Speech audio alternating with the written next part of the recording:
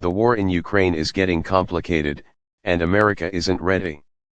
The Senate passed a $40 billion emergency aid package for Ukraine on Thursday, but with a small group of isolationist Republicans loudly criticizing the spending and the war entering a new and complicated phase, continued bipartisan support is not guaranteed. Avril Haines, the Director of National Intelligence, warned the Senate Armed Services Committee recently that the next few months may be volatile. The conflict between Ukraine and Russia could take a more unpredictable and potentially escalatory trajectory, she said, with the increased likelihood that Russia could threaten to use nuclear weapons. These are extraordinary costs and serious dangers, and yet there are many questions that President Biden has yet to answer for the American public with regard to the continued involvement of the United States in this conflict. In March, this board argued that the message from the United States and its allies to Ukrainians and Russians alike must be, no matter how long it takes, Ukraine will be free.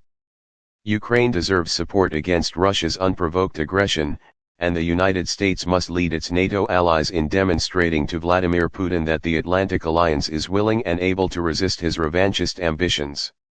That goal cannot shift, but in the end, it is still not in America's best interest to plunge into an all-out war with Russia, even if a negotiated peace may require Ukraine to make some hard decisions. And the U.S. aims and strategy in this war have become harder to discern, as the parameters of the mission appear to have changed. Is the United States, for example, trying to help bring an end to this conflict, through a settlement that would allow for a sovereign Ukraine and some kind of relationship between the United States and Russia? Or is the United States now trying to weaken Russia permanently?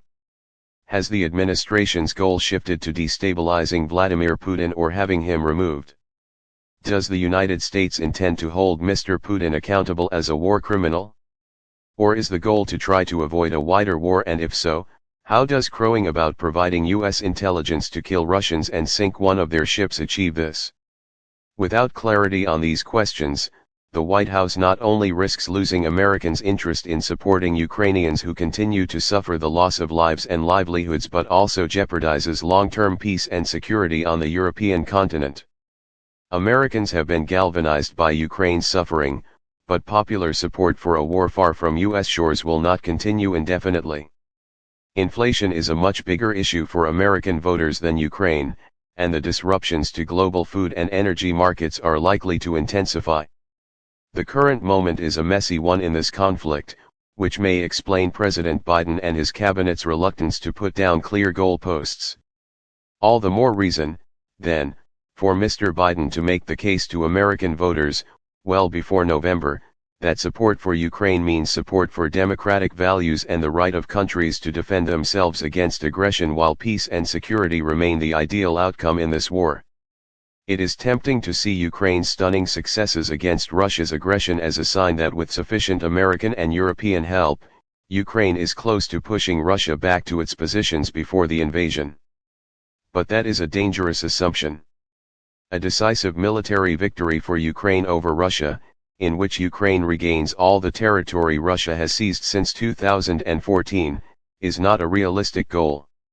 Though Russia's planning and fighting have been surprisingly sloppy, Russia remains too strong, and Mr. Putin has invested too much personal prestige in the invasion to back down. The United States and NATO are already deeply involved, militarily and economically.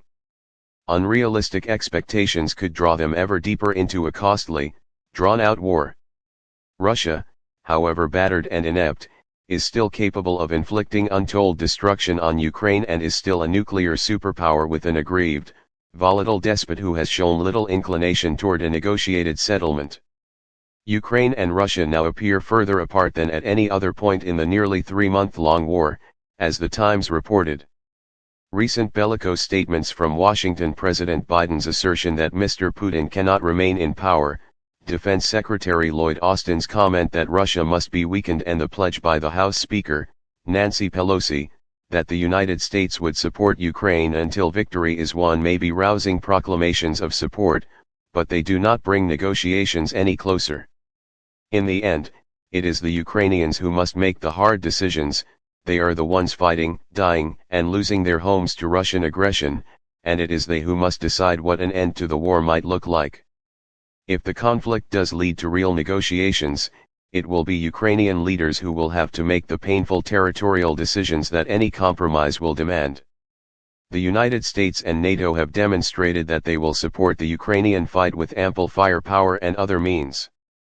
And however the fighting ends, the United States and its allies must be prepared to help Ukraine rebuild.